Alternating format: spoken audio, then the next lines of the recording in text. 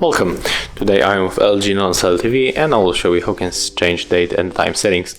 So the first you have to tap on the settings button in your remote control. Pick all settings.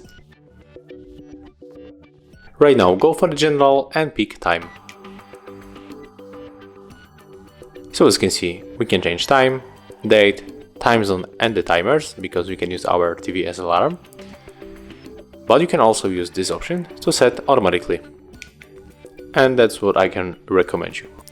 But if you want to change it manually, you have to turn it off. And then simply pick date or the time. This depends on what you want to change. And then you can change date and the time by making these few simple gestures. And that's it. If you found this video helpful, remember to have a like, comment and subscribe to our channel.